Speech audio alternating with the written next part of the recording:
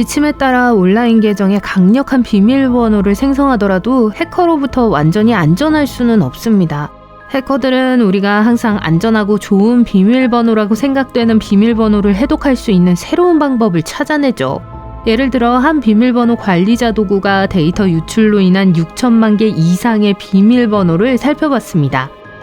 대부분의 사람들이 그다지 독특하지 않은 비밀번호를 선택하는 것으로 나타났어요. I love you, 페라리, 패스워드 1234는 스타워즈와 함께 가장 많이 사용되는 비밀번호예요. 해커에게는 이러한 비밀번호를 추측하기 어렵지 않습니다. 게다가 해커들은 비밀번호를 해독하는 데 도움이 되는 특별한 도구도 가지고 있어요. 예를 들어 사전 단어 목록을 가져와서 비밀번호를 찾는 데 사용해요. 이 도구를 사용하면 매우 짧은 시간에 수백만 개의 단어를 시도해 볼 수 있어요. 2를 3으로 바꾸거나 A를 @사인으로 바꾸는 등 교묘한 작업도 할 수 있습니다. 이 도구는 또한 비밀번호 워킹이라고 부르는 수법을 사용하기 때문에 자신만의 독특하고 창의적인 비밀번호를 사용한다고 생각하는 사람들이 많다는 사실을 발견했어요. 손가락을 키보드 위를 걷듯이 움직이며 나란히 있는 키를 사용하여 비밀번호를 만드는 거예요. 예를 들어 쿼티 또는 ASDFG 등이 있습니다. 안전하다고 생각하기에는 무의미해 보일 수 있지만 이런 생각을 한 사람은 여러분뿐만이 아니에요. 해커들도 이를 알고 있죠. 해커는 기본적으로 다양한 형태의 모든 번호를 자신들의 도구에 업로드하여 테스트할 수 있기 때문에 비밀번호가 무엇인지 알아내는 건 시간 문제예요. 여러 웹사이트에 동일한 비밀번호를 사용하는 것은 절대 금물입니다. 해커는 하나의 비밀번호를 알아낸다면 다른 모든 계정에 액세스하는 데 사용할 수 있기 때문에 이를 좋아하죠. 기본 비밀번호가 포르쉐라고 가정해 볼게요. 그런 다음 끝에 몇 개의 숫자와 기호를 추가하여 페이스북의 경우 포르쉐 3% 사인 5%, 트위터의 경우 포르쉐 5$ 7 캐럿과 같이 사용하는 사이트마다 고유한 비밀번호를 만들 수 있습니다. 우리 대부분은 어느 시점에서 동일한 원리를 사용했어요. 문제는 해커가 은행 계좌나 업무용 VPN을 먼저 노리는 것은 아니지만 주요 목표 중 하나가 여기에 도달하는 것이에요. 해커는 특수 도구를 사용하여 자주 방문하는 온라인 포럼이나 최근에 쇼핑을 한 전자상거래 사이트와 같이 보안이 취약할 수 있는 웹사이트에서 다양한 사용자 이름과 비밀번호를 시도해요.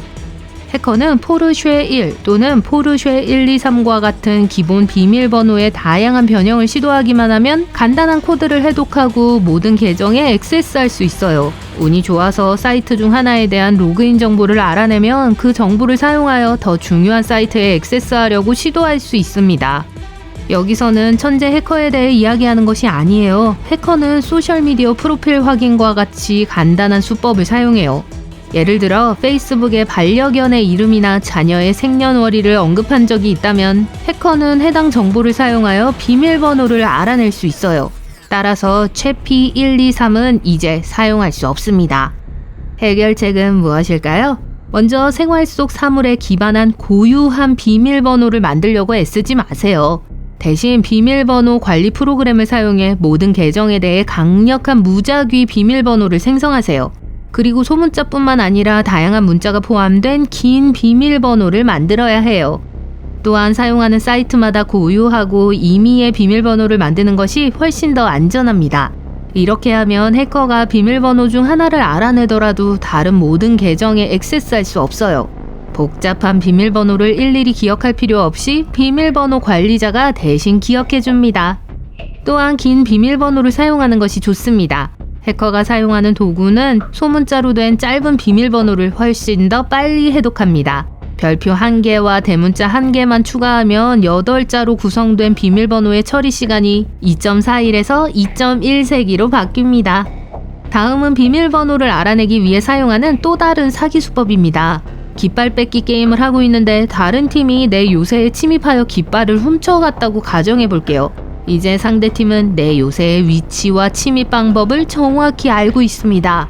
해커는 기본적으로 데이터 유출을 통해 이러한 작업을 수행해요. 해커는 기업의 요새, 데이터베이스에 침입하여 비밀번호, 신용카드 정보, 주민등록번호 등 찾을 수 있는 모든 민감한 정보를 훔칩니다. 그런 다음 다크넷의 다른 악당에게 이 정보를 판매하여 사용자를 사칭하고 돈이나 신원을 도용할 수 있습니다. 데이터 유출에 대한 최신 뉴스를 확인하고 계정이 영향을 받은 경우 즉시 비밀번호를 변경하세요. 그리고 데이터 유출에 관한 이메일을 받으면 답장을 보내지 말고 해당 회사의 웹사이트를 방문하거나 공식 고객 지원번호로 전화하여 상황을 확인하세요. 피싱은 대통령이나 은행과 같은 중요한 사람이나 회사에서 보낸 것처럼 보이는 가짜 이메일을 보내는 걸 말해요. 심지어 진짜처럼 보이는 가짜 웹사이트로 연결되는 링크를 클릭하도록 요청할 수도 있지만 실제로는 함정이에요. 이들의 속임수에 넘어가거나 비밀번호나 개인정보를 알려주면 이를 이용해 컴퓨터에 몰래 침입하여 더 많은 정보를 훔칠 수 있어요. 이상한 메시지에 답장하거나 이상한 링크를 클릭하지 마세요. 이메일이 진짜인지 가짜인지 확실하지 않은 경우 발신자의 공식 웹사이트를 통해 발신자에게 직접 문의하세요. 그리고 오랫동안 연락이 끊겼던 사촌이나 유명 연예인이라고 주장하더라도 절대로 개인정보를 알려주지 마세요. 지금 비밀번호를 재설정하세요 라는 이메일을 받았지만 비밀번호를 문의한 기억이 없나요? 네, 해커들의 짓입니다. 해커들은 페이스북이나 아마존과 같이 사용자가 사용하는 웹사이트에서 보낸 것처럼 보이는 가짜 이메일을 보내요. 계정이 해킹당했습니다. 지금 바로 비밀번호를 재설정해야 안전합니다. 와 같은 문구가 적혀있죠. 그러나 그들이 제공하는 링크를 클릭하면 진짜처럼 보이는 가짜 웹사이트로 이동하게 되고 해커는 사용자가 입력한 모든 정보를 볼 수 있게 돼요. 따라서 이메일의 내용이 이상하게 보인다면 사기일 가능성이 높습니다. 맞춤법 오류나 이상한 디자인 등 사기의 징후가 있는지 확인하세요. 그리고 발신자의 이메일 주소가 발신자가 주장하는 웹사이트와 일치하는지 항상 확인하세요. 해커가 비밀번호를 알아내면 여러분의 평판, 재정 및 기타 온라인 신원과 관련된 심각한 문제를 일으킬 수 있어요. 즉, 소셜미디어 계정, 이메일, 개인 식별 정보 등에 액세스할 수 있게 돼요. 탐정이 되어 비밀번호 해킹의 징후를 찾아보세요. 먼저 비밀번호가 갑자기 작동하지 않는다면 해커가 비밀번호를 변경한 것일 수 있습니다.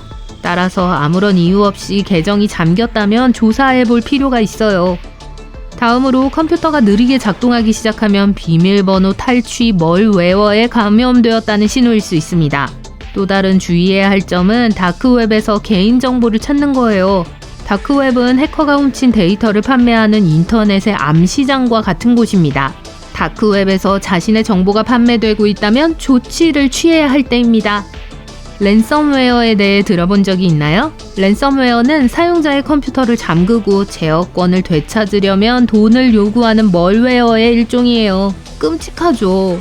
코스타리카에서는 해커들이 이런 멀웨어로 지역 당국까지 공격했습니다.